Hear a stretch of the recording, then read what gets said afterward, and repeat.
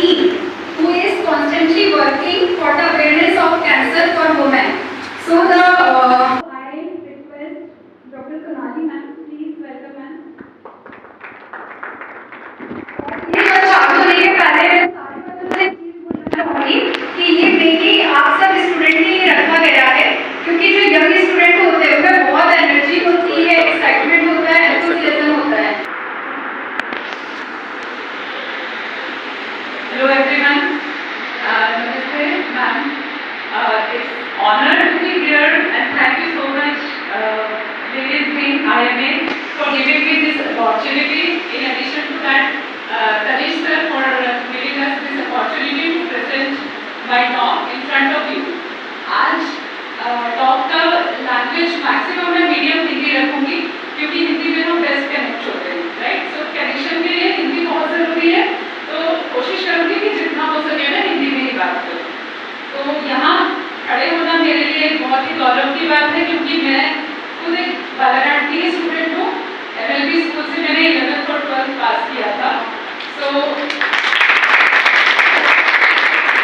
ये होता है ना कि हमारे मन में हमेशा होता है कि जिस शहर को हम बिलोंग करते हैं उस शहर को हम कभी कुछ वापस दे पाए, क्योंकि हम तो चले गए बाहर रह रहे हैं, बाहर सर्व कर रहे हैं, तो अपने शहर को क्या दे रहे हैं, कुछ भी नहीं, राइट. जब भी आते हैं गर्मियों की छुट्टियों में आए, मजे किए, वापस चले गए. So this time I have thought that I would do something for my community. तो इसीलिए मैं आज यहाँ पर हूँ और बहुत ही खुश हूँ. आपने देखा कि यहाँ पर स्वामी विवेकानंद का पोस्टर देखा, उसी से मैं आपको इंट्रोड्यूस करूँगी कि हम लोग क्या करते हैं, राइट. सो हमेशा से जब से मैं स्कूल में पढ़ रही थी तभी एक पोस्टर मेरे रूम में था कि उठो जागो और तब तक ना रुको जब तक अपने लक्ष्य की प्राप्ति ना हो, है ना. तो आप सभी बच्चों को भी वो फॉलो करना चाहिए. मैं आज तक फॉलो करती हूँ, अपने सारे स्टूडेंट्स को भी यही बताती हूँ कि हम लोगों ने जो इस समय दिया है, अपने ऊपर जो बीड़ा उठाया है, वो है वुमेन हेल्थ का. सो कैंसर हमने बाद में इंक्लूड किया, लेकिन फर्स्ट जो हमारा थॉट था वो ये था कि हम वुमेन हेल्थ पर कुछ काम कर सकें. और वुमेन हेल्थ पर ही क्यों काम करना है, मेल्स को हेल्थ ही मेंटेन करनी है क्या, उनको ध्यान नहीं करना है क्या. लेकिन उसकी वजह ये है क्योंकि फीमेल्स जो है वो खुद की हेल्थ का ध्यान कम ही रखती है, राइट. मतलब हम लोग चाहे लिटरेट हो या फिर गाँव के लोगों को देख लीजिए, तो फैमिली कम्स फर्स्ट, बच्चों को ध्यान देंगे, हस्बैंड को ध्यान देंगे, लेकिन खुद को कोई प्रॉब्लम है तो वो हमेशा बाद में आती है. तो इसीलिए हमें काम करना है, फीमेल्स को अवेयर करना है, क्योंकि जब फीमेल ठीक होगी तभी तो वो पूरी फैमिली को ठीक कर पाए, राइट. फिर धीरे से हमने अपने विसिनिटी में देखा, अपने आसपास देखा कि कैंसर के केसेस कितने बढ़ रहे हैं. आप लोगों में से कितने लोग अवेयर हैं कि आपके आसपास कितने कैंसर केसेस होते हैं, आपने सुने हैं कभी बच्चों ने. स्पेसिफिकली बच्चों के लिए प्लान इसीलिए किया गया है क्योंकि आप लोग एक तो हाईली एनर्जेटिक हैं, दूसरी बात आप जिसमें आज आप 20 या 30 स्टूडेंट्स हैं, आप हर एक स्टूडेंट आगे से 10 स्टूडेंट्स को अवेयर कर सकते हो या अपने फैमिली में अवेयर कर सकते हो, अपने गाँव में अवेयर कर सकते हो. तो आप एक मीडियम हो हमारे लिए. और दूसरी चीज़, आप लोग नर्सिंग कॉलेज के स्टूडेंट्स होने की वजह से आप डॉक्टर्स के लिए एक बहुत बड़ा सपोर्ट सिस्टम करते हैं. आप अवेयर होंगे तो आप आगे बहुत सारे पेशेंट्स को सही जानकारी पहुंचा सकते हैं. इसीलिए आपके लिए बहुत ज़्यादा जरूरी है, राइट. तो हम मेरे ख्याल से मैंने हमारा इंट्रोडक्शन तो दे ही दिया. हम लोग वुमेन कैंसर हेल्थ का काम करते हैं, गाँव में जाते हैं, टॉक्स देते हैं ताकि हम सभी को अवेयर करा पाए. तो हर जगह नहीं पहुँच सकते, इसीलिए इन बच्चों के थ्रू अपना नॉलेज सब जगह पहुँचाने की कोशिश है. आशा है आप लोग इससे जरूर सीखेंगे और आगे इस चेन को आगे भी बढ़ाएंगे, right. So doctor Reema Sinha associate professor है कॉलेज में, और मैं हम तीनों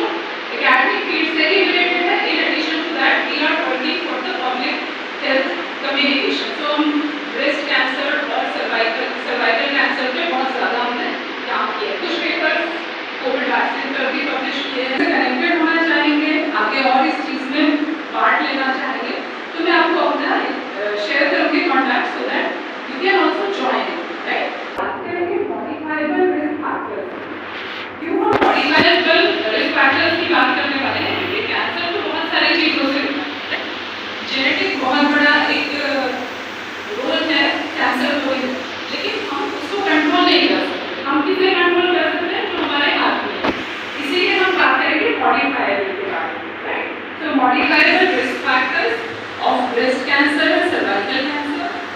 Symptoms क्या है, आपको कैसे पता चलेगा कि exactly breast cancer के symptoms हैं या cervical cancer के symptoms हैं, उसकी screening methods क्या हैं. अपने आसपास देखते हैं, आपको कोई कैंसर के पेशेंट्स दिखते हैं, तो आपके मन में बहुत ऐसा लगता भी होगा कि हम क्या हेल्प कर सकते हैं या हम किस लेवल पे जाके इनकी हेल्प कर सकते हैं, राइट. डॉक्टर्स हैं, डॉक्टर्स तो करते ही हैं हेल्प, लेकिन उनका कुछ भाग हम लोग भी कम कर सकते हैं बाय स्प्रेडिंग दिस अवेयरनेस. या हम लोगों को गाइड कर सकते हैं कि वो डॉक्टर्स के पास उन्हें कब जाना है, उन्हें डॉक्टर से मिलना है, राइट. सो इसके बारे में जान जाएंगे या जानने की कोशिश करेंगे कि मोस्ट कॉमन वुमेन कैंसर्स कौन कौन से हैं, राइट. अब ब्रेस्ट कैंसर और सर्वाइकल कैंसर, वैसे तो कैंसर्स और भी बहुत तरीके के होते हैं, लेकिन हम मेजरली बात कर रहे हैं ब्रेस्ट कैंसर और सर्वाइकल कैंसर के बारे में, right. Modifiable risk factors and symptoms, मैंने जैसे आपसे कहा कि क्योंकि हमारे हाथ में तो वही है, जेनेटिक्स हम कंट्रोल नहीं कर सकते, एजिंग हम कंट्रोल नहीं कर सकते, लेकिन हम कंट्रोल कर सकते हैं अपनी लाइफस्टाइल, अपना वेट, अपनी ओबेसिटी. प्रिवेंटिव मेजर्स क्या क्या ले सकते हैं. फिर दूसरी चीज सबसे इम्पोर्टेंट जो हमारे इस अभियान का सबसे बड़ा हिस्सा है वो ये है कि you will be capable of making others aware about it. आप दूसरों को ये बता पाएंगे ठीक से, सही तरीके से, राइट नॉलेज सभी लोगों तक पहुंचेगा and you will be able to, जैसे कि श्वेता मैम ने अभी कहा कि हम कैंसर शब्द सुनते ही डर जाते हैं, राइट. हमें लगता है जिंदगी खत्म, कैंसर हो गया, तो हम उस बारे में बात भी नहीं करना चाहते, राइट. मैंने खुद हमारे यहाँ देखा है अपार्टमेंट में बहुत से लोगों को ब्रेस्ट कैंसर हुआ. रीजन यही है कि हमने अपने आसपास देखा बहुत से लोगों को ब्रेस्ट कैंसर हो रहा है, रिकवर भी हो जाते हैं, लेकिन वो बात नहीं करते इस बारे में, अपनी सक्सेस स्टोरी शेयर नहीं करना चाहते. हम लोग काम करते हैं, हमने सोचा कि सर्वाइवर्स का थोड़ा अगर हम वीडियोस वगैरह बनाएंगे तो वो अपनी सक्सेस स्टोरी शेयर करेंगे तो अभी जो पेशेंट्स हैं उनको मोटिवेशन मिलेगा. लेकिन नहीं, बहुत से लोग नहीं शेयर करना चाहते कि उन्हें ऐसी कोई प्रॉब्लम हुई थी, उन्हें लगता है कि समाज में लोग उन्हें अलग नजर से देखते हैं. तो हमारा ये उद्देश्य है, we should be able to talk freely about it. हमें उस बारे में फ्रीली बात करनी है, डिस्कस करना है, एक दूसरे को प्रॉब्लम बतानी है और फिर उसका सोल्यूशन ढूंढना है. तो हमेशा लाइफ में ये है कि प्रॉब्लम सेंट्रिक नहीं है. कितने लोग जानते हैं बच्चों में कि कैंसर क्या है? Any thoughts? मतलब कैंसर हो गया मतलब क्या हुआ, किस वजह से होता है कैंसर? हमारे बॉडी में सेल्स होती है, आप लोगों ने सेल डिवीजन पढ़ा होगा, राइट. तो कैंसर कुछ नहीं है, जो सेल होती है वो अनकंट्रोलेबली मल्टीप्लाई होती जाती है. There is uncontrolled multiplication. बस उसको आपको कंट्रोल करना है. कैसे कंट्रोल करेंगे? तो सबसे अच्छा तो तरीका है prevention is better than cure. सबसे पहले आप होने ही मत दीजिए, अपनी लाइफस्टाइल को मॉडिफाई करिए. और दो तरीके के कैंसर है, एक तो होता है इन्वेसिव और एक होता है नॉन इन्वेसिव. तो एक तरह का कैंसर है जो अगर हुआ है, सपोज ब्रेस्ट में हुआ, तो वो वहीं पर है, उसकी सेल्स स्प्रेड नहीं हो रही है. लेकिन जब वो स्प्रेड होके बाकी पार्ट्स में जाने लग जाए तब वो खतरनाक हो जाए, राइट. तो खतरनाक वो तभी है जब वो इन्वेसिव होता है और उस स्टेज को हम बोलते हैं मेटास्टेसिस. अब इस स्टेज तक कब पहुंचना है, कब पहुंचेगा? जब second stage, third stage, fourth stage आता है. तो हमें उतनी लास्ट स्टेज तक वेट ही नहीं करना है. अगर हमें पता चल जा रहा है अर्ली स्टेजेस में, सो कैंसर के लिए सबसे अच्छा जो ट्रीटमेंट या प्रिवेंशन है वो है early detection, early diagnosis and early treatment. अगर हमें फर्स्ट स्टेज में ही पकड़ लिया हमने उसको, ठीक है. और आप कैसे पकड़ेंगे वो प्रिवेंशन में बात करेंगे. You must know your body. हम अपनी बॉडी के बारे में जानेंगे तो हमें पता चलेगा. आप नहीं कहते हैं कि आप तैयार होते हैं, अच्छे अच्छे कपड़े लेते हैं, क्यों लेते हैं? ताकि हम अच्छे दिखें. हम पार्लर जाते हैं, हम तैयार होते हैं, तो रीजन क्या है इसका? ताकि हम अच्छे दिखें. तो हमारी बॉडी को भी हमें अच्छा रखना है. आप कैसे अच्छा रखेंगे? तो आप सिर्फ एक्सटर्नली सुंदर दिखने की जरूरत नहीं है, हमें इंटरनली अपने बॉडी का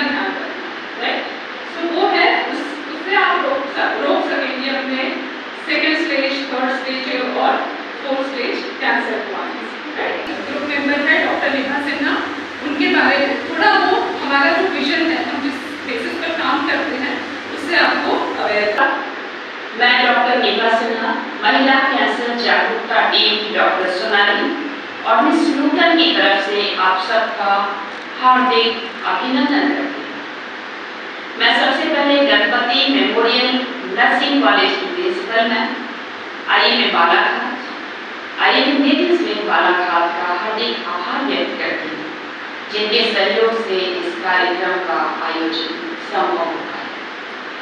मई का महीना विमेंस हेल्थ अवेयरनेस मंथ होता है और हम सौभाग्य से आपके साथ इसी महीने में इसी उद्देश्य से जुड़े।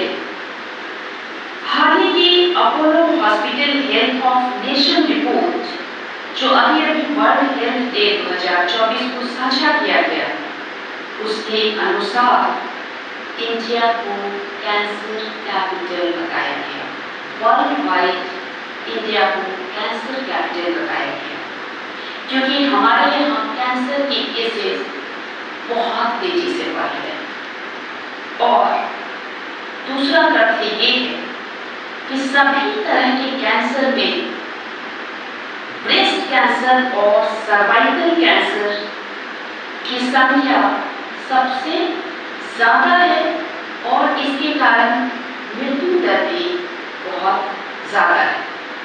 यहाँ पर एक और तथ्य साझा करूं कि जो 70% केसेस कैंसर के होते हैं, उसकी वजह modifiable and preventable risk factor है। इसमें अच्छी बात क्या है कि यदि हम मॉडिफाई कर दें, प्रिवेंट कर दें, तो हम इससे बच सकते हैं। और यदि हम सब जागरूक हो जाएं, तो एक और तथ्य ये है कि 40% कैंसर के केसेस को कम किया जा सकता है। विकसित देशों ने जागरूकता के कारण ही अपने यहाँ कैंसर पर अच्छे रोक लगा दी। सो आज हम बहुत सारे जो रिस्क फैक्टर्स हैं, सिम्टम्स हैं, उनके बारे में बातचीत करेंगे। हमारी टीम की मुहिम है कि हम अपने देश के शहरी से लेकर ग्रामीण इलाकों तक में हर व्यक्ति को इन कैंसर की रिस्क फैक्टर और सिम्टम्स के बारे में, इसकी स्क्रीनिंग के बारे में इतना जागरूक कर दें कि हम अपने देश को कैंसर कैपिटल से हेल्दी कैपिटल बनाने की मुहिम को आगे बढ़ाते जाएं।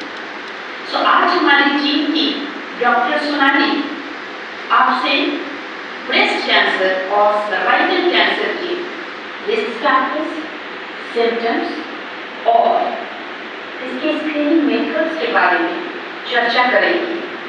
और मुझे बहुत उम्मीद है कि आप सब जब जागरूक हो जाएंगे तो सिर्फ खुद को नहीं बचाएंगे, अपने आसपास, अपने परिवार, अपने समाज को भी इस बारे में जागरूक कर पाएंगे। तो चलिए शुरू करते हैं। आप सबको बहुत बहुत शुभकामनाएं। Over to you Sonali. Thank you. जैसा कि हम अब जान गए हैं कि हमारा मिशन क्या है। मिशन ये है कि हर एक इंसान को इस बारे में हमें जागरूक कराना है। अब ये जरूरी नहीं है कि सिर्फ फीमेल्स को ही जागरूक कराया जाए। कि मेरी बात हो रही थी आपसे, कृतिका मैम से, कि मेल्स को भी जानना बहुत जरूरी है, क्योंकि कई बार फैमिलीज में डिसीजन मेकर तो मेल्स ही होते हैं, गाँव में स्पेशली, कि फीमेल अगर बीमार है तो उसको डॉक्टर तक ले जाना है या नहीं ले जाना है, ये डिसीजन तो जनरली मेल्स का होता है। तो ये इक्वली इम्पॉर्टेंट है कि ये सारी बातें हम मेल्स से भी शेयर करें, right. So there are breast cancer, cervical cancer, endometrial cancer जो होता है वो यूटेरस की लाइनिंग होती है, उसको एंडोमेट्रियम बोलेंगे, उसका कैंसर है। और ओवेरियन कैंसर के कुछ केसेस रिसेंटली मैंने बहुत ज़्यादा सुने हैं, मतलब अपने जानने में। पहले इतने ज़्यादा नहीं आते थे, ओवेरियन सिस्ट हो गई ये चीज़ है, लेकिन ओवेरियन कैंसर मतलब इतना बड़ा, शायद 9 सेंटीमीटर का एक बहुत बड़ा एक ट्यूमर निकला है ओवरी में से, तो ओवरी और यूटेरस को उसने पूरा कवर कर लिया। तो ये बहुत ही धीरे धीरे कैंसर जो है वो होता है ना कि बढ़ता जा रहा है और सबको अपने अंदर लपेटता जा रहा है। हमें करना यही है कि हमें उसे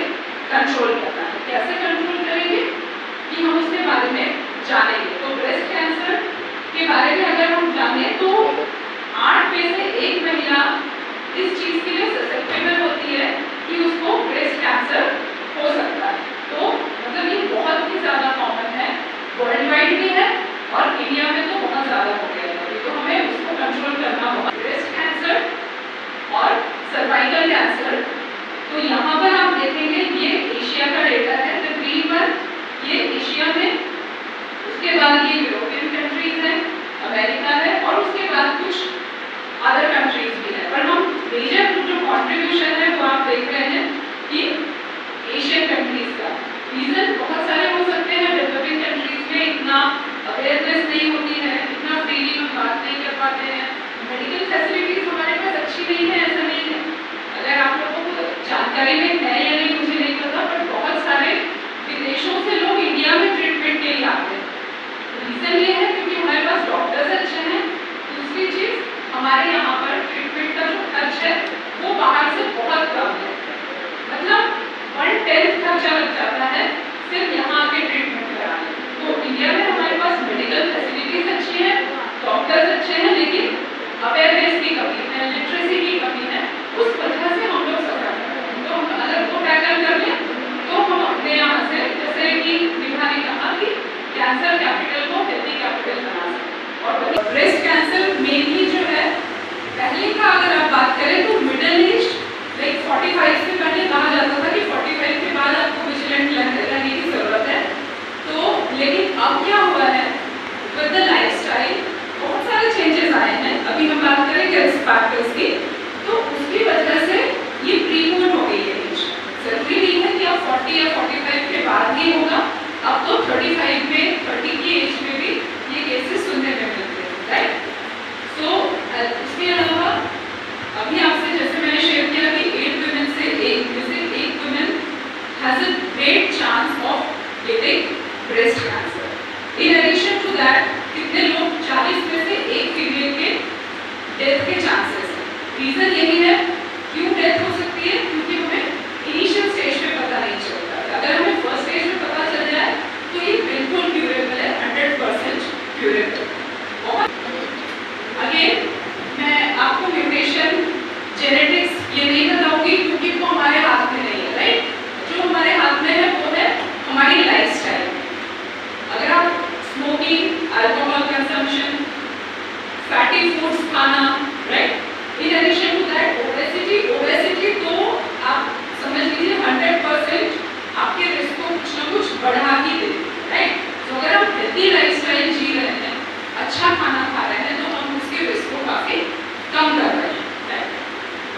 आजकल क्या होता है कि अर्ली मेनोपॉज बहुत सारे लोगों में देखा जाता है कि 35-40 में मेनोपॉज होने लगता है।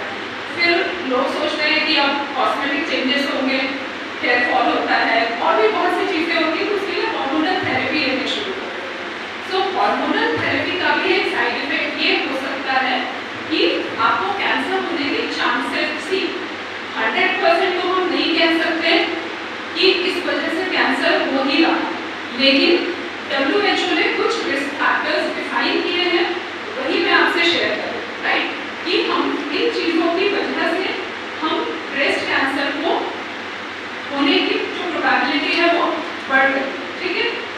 एज तो है ही, definitely with the growing age there are chances of having cancer. Hormonal replacement therapy, contraceptive pills, तो आप हार्मोन्स ही ले रहे हैं, कॉन्ट्रासेप्टिव पिल्स जो ले रहे हैं हार्मोन्स ही ले रहे हैं। तो ये सारी लैक ऑफ फिजिकल एक्टिविटी, अगर आप फिजिकली एक्टिव हैं तो क्या होगा, आप हेल्दी हैं, दैट मीन्स आपका लाइफस्टाइल अच्छा है, सो आपके चांसेस कम है कि आप ऐसे प्रॉब्लम्स फेस करें। Now the next thing is to know about the symptoms. Symptoms सबसे पहली चीज कि अगर आपको कोई रोड या गांठ हो रही है और वो पेनलेस है तो आपको चिंता करने की बिल्कुल जरूरत है। तो ब्रेस्ट में अगर कोई भी आपको नोट हुआ है, गांठ हुआ है, पता कैसे चलेगा, आपको सेल्फ एग्जामिनेशन करना है, वो सबसे जरूरी चीज। सेल्फ एग्जामिनेशन किस चीज का करेंगे, तो सिम्टम्स है आपके ब्रेस्ट में कोई भी चेंज आ रहा है, डिम्पलिंग हो रही है या फिर कुछ लम्स फॉर्म हो रहे हैं, किसी तरह की कोई आपके अंडर आर्म्स में, आर्मपिट में या फिर ब्रेस्ट में किसी तरह का कोई नोड फॉर्म हो रहा है, आपके ब्रेस्ट के साइज में या निपल्स के साइज में कुछ चेंज दिखाई दे रहा है,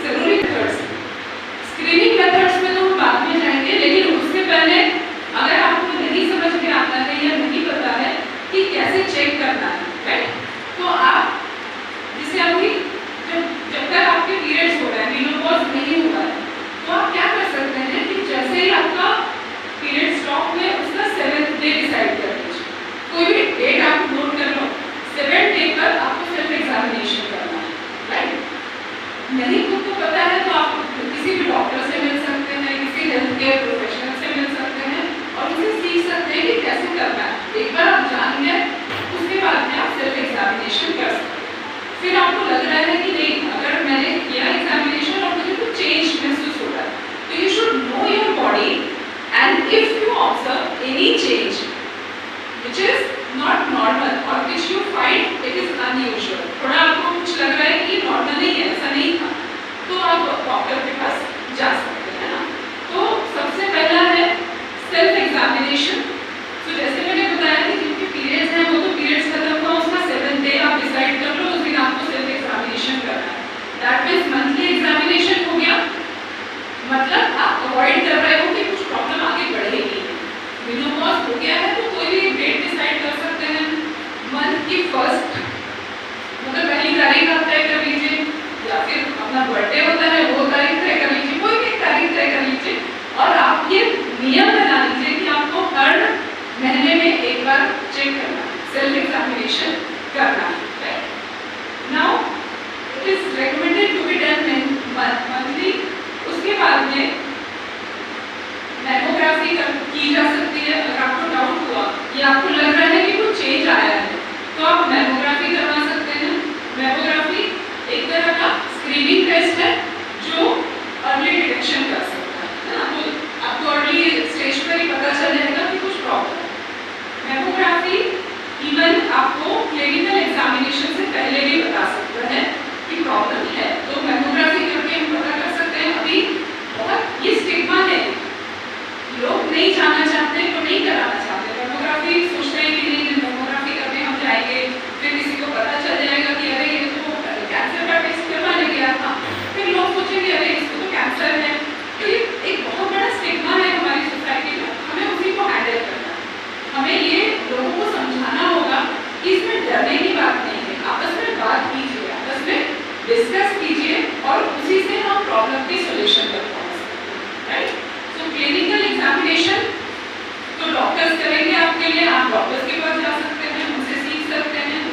अगर आपको डॉक्टर के पास जाके सीखने में भी आप कंफर्टेबल नहीं हैं तो इंडियन कैंसर सोसाइटी का यूट्यूब चैनल है, उस पर उन्होंने बहुत अच्छे से बताया हुआ है, उनकी वेबसाइट पे जाइए। लेकिन एक रिक्वेस्ट है मेरी आपसे कि आप जब भी यूट्यूब को यूज़ कर रहे हैं, आप लोग सोशल मीडिया यूज़ करते हैं, हेल्थ अवेयरनेस के लिए करते हैं कभी? हेल्थ अवेयरनेस की कोई चीज़ पता करने के लिए कोई सोशल मीडिया सोर्स यूज़ करते हैं, फेसबुक पे वीडियो देख लिया या यूट्यूब पे वीडियो देख लिया, राइट। तो हमेशा सोर्स देखो, है ना, किसी का भी वीडियो नहीं देखना है। अगर आप किसी का भी वीडियो देखोगे तो कई बार ये होता है कि आपको मिस इन्फॉर्मेशन भी मिल सकती है, हर वीडियो ऑथेंटिक नहीं होता है।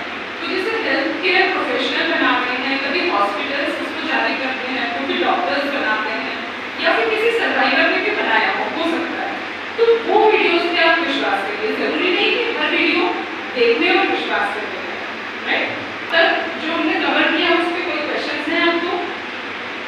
Anything you want to ask? नहीं? चलो, कैंसर पहले इतना कॉमन नहीं था, लेकिन धीरे धीरे पहले तो ब्रेस्ट कैंसर ही हम सुनते थे फीमेल्स में सबसे ज़्यादा प्रॉब्लमैटिक है, लेकिन अब सर्वाइकल कैंसर के केसेस भी सुनने में आ रहे हैं और धीरे धीरे बढ़ भी रहे हैं। सर्विक्स बेसिकली क्या होता है, आपका जो यूटेरस है उसमें सर्विक्स एक एरिया होता है, राइट। सो उसके अंदर अगर इन्फेक्शन हो रहा है, उसके अंदर अगर ट्यूमर फॉर्म हो रहा है, तो that is cervical cancer, right. So अगर हिंदी में बोलूँ तो जो बच्चेदानी होती है उसके मुंह का कैंसर, राइट।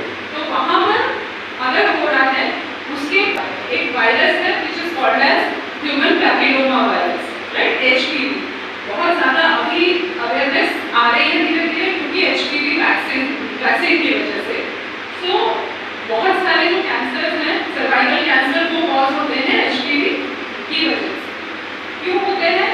क्योंकि ये जो स्प्रेड होगा तो ये सेक्सुअल कॉन्टैक्ट से जनरली स्प्रेड होता है, right. So if you have unsafe coaching, उसके अलावा अगर जरूरी नहीं है कि हर तरह का HPV कैंसर कॉजिंग भी, कुछ इन्फेक्शंस भी कॉज करते हैं, right.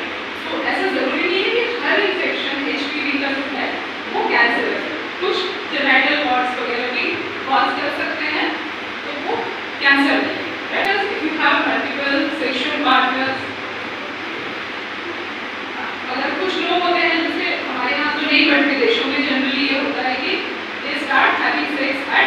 As, right? So that is also a reason behind that. उसके अलावा कुछ सेक्सुअली ट्रांसमिटेड डिजीजेस हैं जो मेजरली कॉन्ट्रीब्यूट करती है cervical cancer.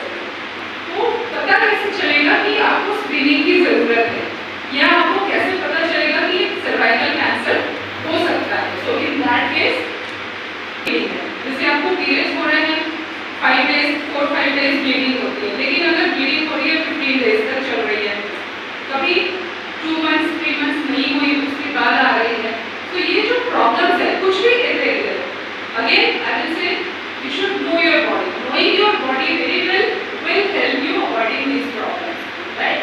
So vaginal bleeding हो रही है, periods irregular हो रहे हैं, menopause के बाद bleeding हो रही है, right? या कुछ spotting हो रही है, या फिर कुछ abnormal vaginal discharge है, pain है उसमें, तो ये सारी चीजें हो सकती हैं कि आपको स्क्रीनिंग की जरूरत है या फिर आपको डॉक्टर से मिलने की जरूरत है, right? तो ये सब आपको ऑब्जर्व करना है। ये आपको for screening you have pap smear, right? So in the pap smear what happens, doctor के पास आप जाएंगे, राइट? एंड ये एडवाइजेबल है कि पैप स्मीयर में एक सैंपल लिया जाता है आपको, एंड देन वो डॉक्टर चेक करेंगे। तो 2-3 इयर्स तक आप हर साल में एक बार करा लीजिए। 2-3 बार करने के बाद अगर वो नेगेटिव रिजल्ट आ गया, then you can leave it for 3 years, फिर हर 3 साल बाद कराइए। तो डॉक्टर्स आपको बहुत अच्छा इस बारे में गाइड कर सकते हैं, लेकिन डॉक्टर तक आप पहुंचेंगे कब? अगर आपको पता है कि आपको कुछ अर्ली सिम्टम्स हैं, so if you know the symptoms, then you will go to the doctor, right? So doctor के पास पहुंचेंगे, पैप स्मीयर साल में एक बार आपको करवाना जरूर चाहिए, 2-3 साल तक लगातार करवाइए। उसके बाद अगर नेगेटिव आता है फिर आप छोड़ सकते हो, फिर आप 3 साल बाद करेंगे। लेकिन ओवरऑल अगर हम सारी बातें करें तो इनका जो क्रक्स है वो यही है कि know your body, be vigilant, observant रहना है, सिम्टम्स को देखना है, अपने आसपास किसी में प्रॉब्लम लग रही है, हमारे फैमिली में फीमेल्स होती है, बहुत सारी रिलेटिव्स होते हैं, फ्रेंड्स होते हैं, तो आप उनको बता पाए कि आपके पास ये सिम्टम है, इसका मतलब ये हो सकता है। डराने की बात नहीं है, मतलब मैं भी यहाँ खड़ी हूँ, आपको डराने के लिए नहीं खड़ी हूँ, मैं इसीलिए खड़ी हूँ कि मैं आपको ये बता सकूँ कि डरना नहीं है, हमें उसको टैकल करना है, हमें उस प्रॉब्लम को सॉल्व करना है, राइट? तो हम जब लाइफस्टाइल फिर से वही है जो हमारे हाथ में है, हम उसी की बात करेंगे। तो गेट एक्टिव, हेल्दी लाइफस्टाइल हो, हेल्दी वेट हो आपका, उसके अलावा अल्कोहल लिमिट या फिर नहीं। अब अल्कोहल कुछ लोग कहते हैं कि थोड़ा सा लिया, 1 गिलास लिया, कोई बात नहीं, नुकसान नहीं देता, वो तो चलता है, लेकिन नहीं, अल्कोहल इज अल्कोहल, इधर यू टेक इट और you don't take it, right? So आप थोड़ा भी ले रहे हैं, रिस्क को आप बढ़ा दे रहे हैं। स्मोकिंग आजकल यंगस्टर्स में बहुत ज़्यादा बढ़ रही है, वेरी कॉमन, राइट? चाहे बॉयज हो चाहे गर्ल्स हो, आपको आराम से दिख जाएंगे लोग कि स्मोक कर रहे हैं। क्यों करते हैं smoke? Status,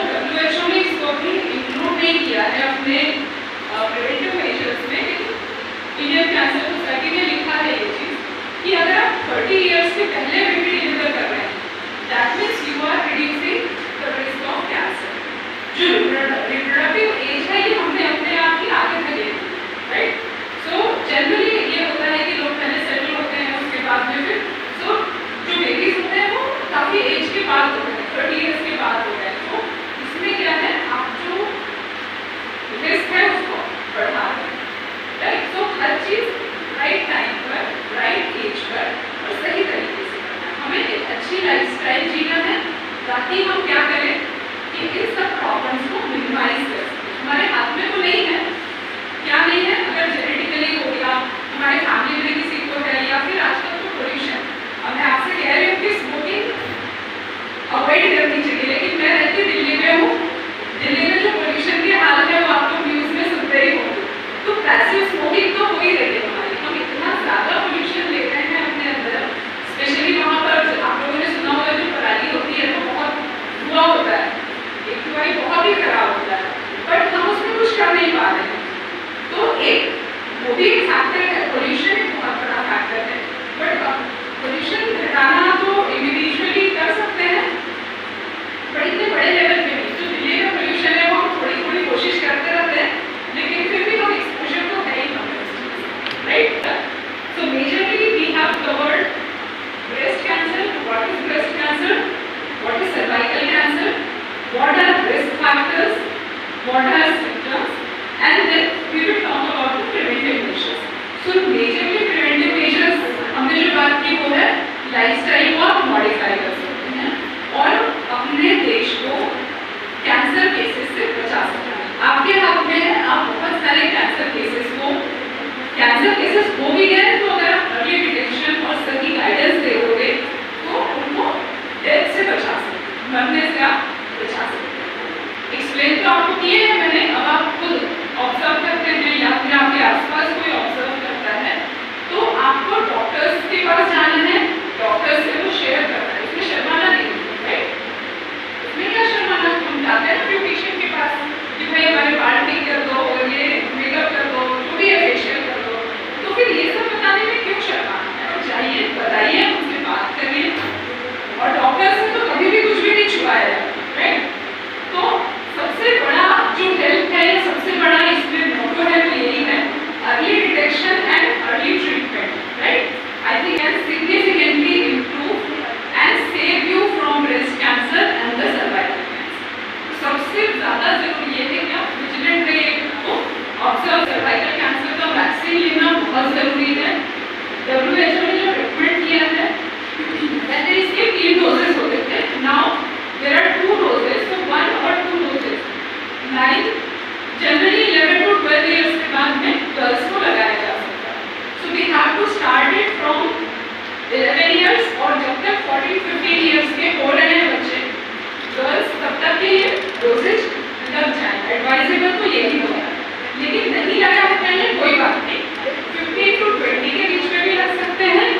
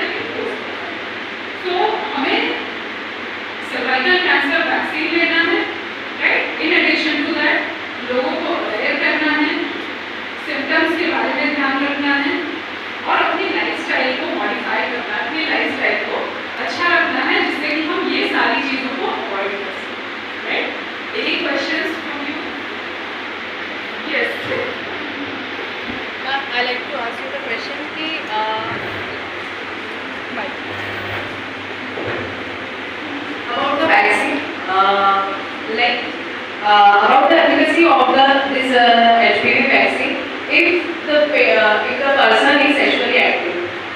According, like we take the example of my also. If I am running 40 now, and if I want to take a vaccine, so what is the efficacy of the vaccine? Will it be feasible to take or not? The vaccine, but efficacy will not be 100%. Yeah.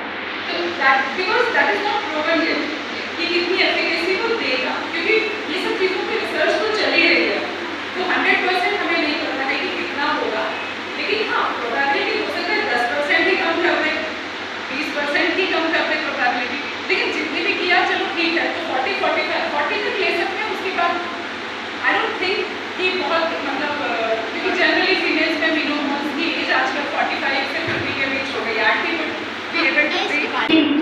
Infection है बहुत लंबा उसका interval होता है। Infection होने से लेके cancer होने का समय 20 साल। तो हमने बहुत सही एक चीजें करी इसके पहले कि बच्ची का या लड़के का सेक्सुअल एक्सपोजर हो हम तभी वैक्सीन लगाएं, तो हमारे पास पूरी एंटीबॉडीज बन जाएंगी, फिर वो सेक्सुअली कॉन्टैक्ट में आके अगर ह्यूमन पैपिलोमा वायरस हुआ तो कैंसर में करेगा। अब सवाल आता है 40 साल की बेटी, देखो ये बहुत खुलके मैं बात कर रही हूँ, थोड़ा ऊपर पकड़िए। पेशेंट का मान लो 40 साल एज है, उसका कितना एक्सपोजर होना था ह्यूमन पैपिलोमा वायरस से हो चुका, फिर क्यों देना गवर्नमेंट ने बैन कर दिया। इसका बहुत सही जवाब ये है कि ये सोसाइटी है जहाँ मल्टी पार्टनर सिस्टम चल रहे हैं, ये सोसाइटी है जहाँ एक्स्ट्रा मैरिटल अफेयर चल रहे हैं। आप अभी तक किसी ह्यूमन पैपिलोमा वायरस से एक्सपोज हुए थे नहीं हुए थे, आगे नहीं होंगे कोई गारंटी, इसलिए गवर्नमेंट ने 40 के बाद 45 तक भी करके रखा। ये रीजन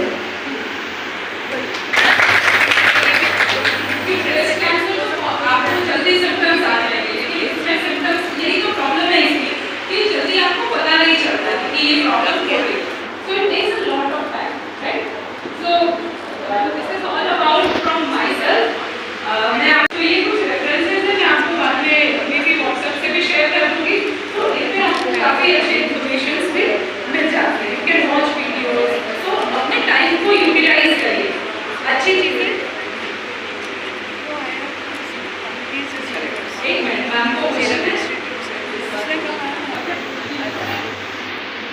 सेक्सुअल एक्टिविटी जो होती है, पर आजकल की लड़कियां पढ़ती हैं, करीब 30 के बाद में सेक्सुअल एक्टिविटी होती है, तो 30 के अगर वो एज 30 रही या 35 तक रही और कोई सेक्सुअल एक्टिविटी नहीं हुई, तो उस समय में वैक्सीन ले सकते हैं या नहीं? बिल्कुल है।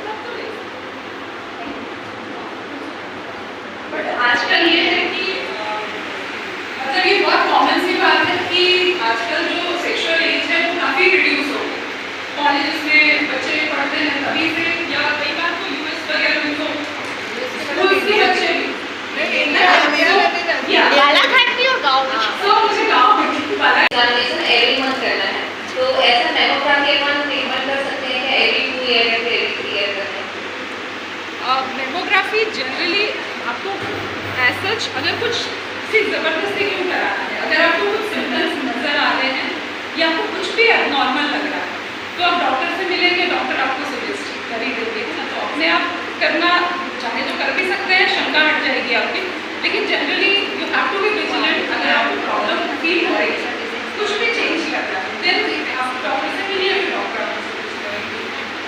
दैट्स क्लियर हर साल आज महिला कैंसर जागरूकता कार्यक्रम में शामिल हुई थी। आप सभी तहे दिल से आपकी उपस्थिति बताती है कि आप महिलाओं के स्वास्थ्य और कैंसर के प्रति जागरूकता बढ़ाते हैं। इस कार्यक्रम में आयोजक IM Balaghat, ladies wing IM और मेरी टीम के सदस्य डॉक्टर सोनाली पाटिल और डॉक्टर नीता शर्मा। आपकी मेहनत और लगन से यह कार्यक्रम सफल हुआ है। डॉक्टर सोनाली को भी धन्यवाद जिन्होंने अपना ज्ञान और अनुभव हमारे साथ साझा किया। आज के कार्यक्रम में हमें विभिन्न प्रकार के कैंसर, उनके लक्षणों, शीघ्र पता लगाने के महत्व और रोकथाम के तरीकों के बारे में जानकारी दी। हमें उन संसाधनों के बारे में भी बताया गया जो हमारे लिए उपलब्ध है। यह जानकारी हम सभी के लिए महत्वपूर्ण है। कैंसर किसी किसी को भी कभी भी हो सकता है। मिलकर काम करके हम कैंसर के बारे में जागरूकता बना सकते हैं और महिलाओं को आवश्यक जांच और उन्हें इलाज के लिए प्रोत्साहित कर सकते हैं। मैं आप सभी से अनुरोध करती हूँ कि आपने जो सीखा है उसे अपने परिवार, दोस्तों और पड़ोसियों के साथ साझा करें। आइए हम मिलकर यह सुनिश्चित करें कि सभी महिलाओं को स्वस्थ रहने के लिए आवश्यक जानकारी और सहायता दें। धन्यवाद। सो ये हुआ हमारा कार्यक्रम और ये मेरे कॉन्टैक्ट डिटेल्स